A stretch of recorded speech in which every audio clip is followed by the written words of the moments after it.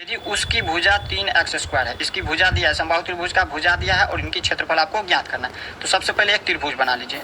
ये हमने एक त्रिभुज बना लिया, इस तरह से हमने एक त्रिभुज बना लिया। इसमें ये त्रिभुज का निशाना है, यहाँ पर त्रिभुज इस तरह से भी लिख सकते हैं। त्रिभुज बना लिया और इसका कुछ नाम दे दीजिए A, B और C।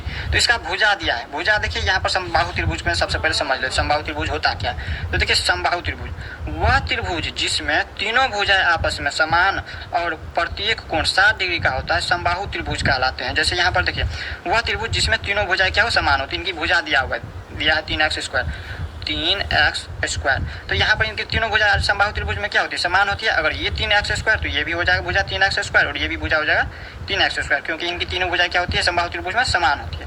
और यहाँ पर कोण, प्रत्येक कोण जितना भी कोण है, इसमें 3 कोण है तो तीनों कोण जो है 60 डिग्री का होता है। 60 डिग्री का कोण होता है इनका, इस तरह से 60 डिग्री का कोण होता है, तब जाकर के ये हमारा समबाहु त्रिभुज बनता है। तो यहाँ पर समबाहु त्रिभुज के बारे में आपने समझ गया। अब इसमें हम लिख देते हैं जो दिया है। इनकी भुजा दिया है, समबाहु त्रिभुज की भुजा दिया है, समबाहु त्रिभुज की भुजा, भुजा बराबर क्या हो जाएगा 3x², ये दिया होगा। और समबाहु त्रिभुज का यहाँ पर क्या निकालना है, क्षेत्रफल। समबाहु त्रिभुज का क्षेत्रफल बराबर हमें निकालना है। तो देखिए समबाहु त्रिभुज का क्षेत्रफल बराबर सूत्र होता है, यानी कि फॉर्मूला होता है √3/4 और गुने भुजा स्क्वायर। भुजा स्क्वायर लिखिए या फिर भुजा गुने भुजा भी लिख सकते हैं, भुजा स्क्वायर। तो देखिए √3/4 है तो लिख दीजिए √3/4 और गुना में यहाँ पर देखिए √3/4 तो लिख दिया। इसके बाद देखिए भुजा स्क्वायर है, भुजा स्क्वायर का मतलब भुजा गुने भुजा है, तो भुजा दिया है 3x²। इसका या तो होल स्क्वायर कर दीजिए या फिर इसी को हम 2 बार लिख देंगे। 3x² को लिख देंगे 3x², 2 बार लिख दिए, क्योंकि यहाँ पर भुजा कितनी बार है, 2 बार, स्क्वायर लगा है तो 2 बार लिख दिए। अब यहाँ पर देखिए इसको हम क्या करते हैं, सबसे पहले इसका गुणनखंड कर लेते हैं, जिससे आपको आसानी हो जाए समझने में। आप डायरेक्ट भी कर सकते हैं, इसको याद रखिएगा। तो हम इसको तोड़ देते हैं ताकि आपको अच्छा से समझ आ जाए। तो √3 है तो √3 लिख दीजिए और गुना में 3x² को हम क्या लिख सकते हैं, 3 गुने में x गुने में x, ये हम लिख सकते हैं 3x² को 3 और गुना में x² 2 बार है तो x गुने x लिख दिए। और इसके बाद देखिए 3x², इसको भी हम लिख सकते हैं 3 गुने x गुने x। इस तरह से हमने इसको लिख दिया। अब हम क्या करेंगे, थोड़ा नीचे कर लेते हैं। देखिए जो गुना हो रहा है उसको गुना करेंगे, तो हम सबसे पहले क्या करेंगे, संख्या वाले को एक साथ रख देंगे। यहाँ पर 3 और यहाँ पर 3 और गुना में 3, और इसके बाद ये 3 है तो रूट में 3 है तो रूट में 3 लगा दीजिए। और इसके बाद क्या करेंगे हम, देखिए चर यहाँ पर देखिए समान हो तो हमारा समान पद में होता है। इनकी चर क्या है, चारों समान है। 4 बार x है तो 4 बार लिख दीजिए, 4 बार x लिख दीजिए, 1 2 3 और 1 4 बार। और बट्टे में क्या है 4 तो लिख दीजिए बट्टे में 4। अब जब हम इसको हल करेंगे तो कितना हो जाएगा, देखिए 3 को 3 से गुना करेंगे तो 9, और यहाँ पर इसके बाद देखिए गुना करेंगे √3 से, तो ये देखिए √3 से गुना होगा तो रूट में लग जाएगा। ये रूट में, √3 का मतलब क्या है, √3 का मतलब है यहाँ पर देखिए, यहाँ पर इसका मतलब है देखिए जब हम इसको इस तरह से लिखते हैं, जब 3 लिखते हैं तो 3 में लिखते हैं √3 गुने √3। और इसको हम यहाँ पर जब यहाँ पर इस तरह से, इसमें क्या है एक ही 3 है, एक ही रूट है तो इसको हम इस तरह से लिख देंगे √3। और यहाँ पर इसके बाद देखिए गुना में है x के पावर में कितना हो जाएगा 4 हो जाएगा। जब ऊपर में कुछ भी नहीं, इसका मतलब सभी में 1 है पावर में। तो देखिए यहाँ पर क्या होता है, गुना में पावर जुटता है जब चर समान हो, इनकी समान पद में हो तो x के पावर में कितना हो जाएगा 4 और बट्टे में ये 4 है तो 4। ये क्या हो गया इसका आंसर। तो इस तरह से हमने यहाँ समबाहु त्रिभुज का भी क्षेत्रफल निकाल लिया। अब देख लेते हैं हम क्वेश्चन नंबर 6 को। अब देखिए क्वेश्चन नंबर 6 क्या कह रहा है। क्वेश्चन नंबर 6 में कह रहा है उस घन का आयतन ज्ञात कीजिए जिसकी कोण 6a हो। देखिए यहाँ पर कह रहा है कोण, कोण क्या होता है, कोण होता है भुजा, याद रखिएगा कोण का मतलब भुजा। तो उस घन का आयतन निकालना है। सबसे पहले घन कह रहा है तो घन बना लीजिए। देखिए घन का चित्र किस तरह से बनता है, सबसे पहले हम क्या करेंगे, इस तरह से एक इस तरह से बॉक्स बना लेंगे। ये हमारा वर्ग के जैसे वर्ग बन गया एक, और इस पर हम जितना बड़ा ये बना है इसको बीच से ले लेंगे, बीच से ऊपर की तरफ ले लेंगे। इस तरीका से यहाँ पर हम इस तरीके से क्या करेंगे, ले लेंगे और इसमें हम सभी को मिला देंगे। इसको इस तरीके से मिलाएंगे, इसको हम मिला देंगे, इसके बाद इसको नीचे मिला देंगे और इसको नीचे मिला देंगे। तो ये हमारा घन हो गया। घन में जो है टोटल 12 कोण होता है, याद रखिएगा कोण कितना होता है 12 होता है टोटल। तो इसमें देखिए यहाँ पर घन में देखिए कोण दिया है 6 है, तो यहाँ पर 6 ये कोण दिया है इसका।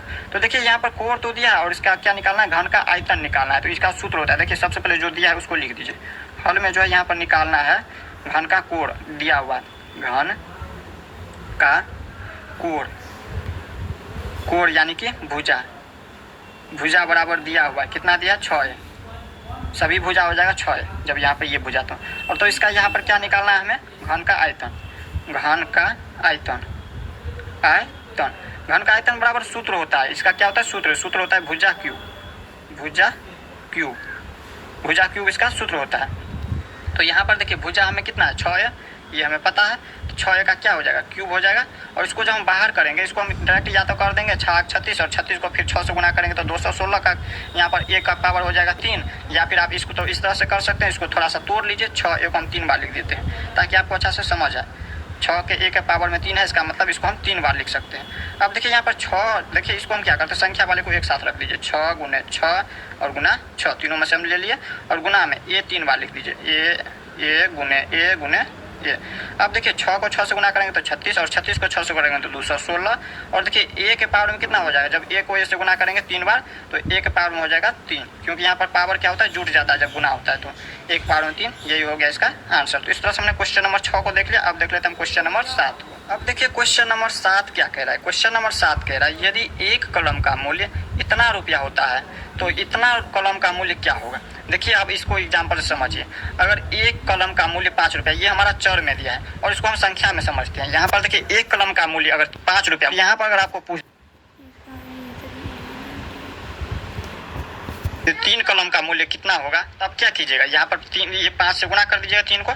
देखिए एक कलम का मूल्य अगर 5 रुपया तो आपको पूछे 3 कलम का मूल्य कितना होगा तो यही ना करिएगा, 5 को हम 3 से गुना कर देंगे तो निकल जाएगा ये 3 कलम का मूल्य। 3 कलम का मूल्य कितना होगा, 15 रुपया। इसी तरह से इसमें भी दिया है, एक कलम का मूल्य दिया है इतना, लिख देते हैं एक कलम का मूल्य, एक कलम का मूल्य। एक कलम का मूल्य कितना दिया हुआ है, एक्स स्क्वायर हुआ है, ये चर में दिया है। और यहाँ पर निकालना कितने कलम का मूल्य है, वाई स्क्वायर, एक्स का कलम का मूल्य निकालना है हमें।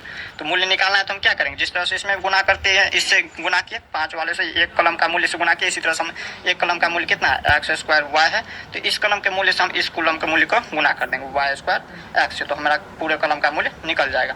तो यहाँ पर देखिए इसको हम गुना किस तरह से करेंगे, या तो आप एक बार इसको गुणनखंड में तोड़ लीजिए या फिर इसको डायरेक्ट भी कर सकते हैं। तो इसको हम गुणनखंड तोड़ लेते हैं। इस बार एक्स स्क्वायर को हम लिख सकते हैं एक्स गुने एक्स और वाई को हम एक बार लिख देंगे, इसके बाद वाई स्क्वायर को लिख सकते हैं वाई गुने वाई और इसके बाद एक्स है तो एक्स। अब देखिए हम यहाँ पर एक्स को हम लिख देते पहले, एक्स एक्स एक्स, ये तीनों क्या है समान पद में। जब चर समान पद में होता है तो यहाँ पर एक्स कितनी बार हो जाएगा, एक्स यहाँ पर 3 बार। तो हम डायरेक्ट कर लेते हैं, या तो आप चाहे तो एक बार इसको सजा करके लिख सकते हैं या फिर डायरेक्ट कर दीजिए। एक्स के पावर में कितना हो जाएगा, 1 2 और ये 3 पावर में जुड़ जाता है। और इसके बाद देखिए y को हम गुना करेंगे 3 बार तो कितना हो जाएगा, y के पावर में 3 हो जाएगा। यही हो गया इसका आंसर। अब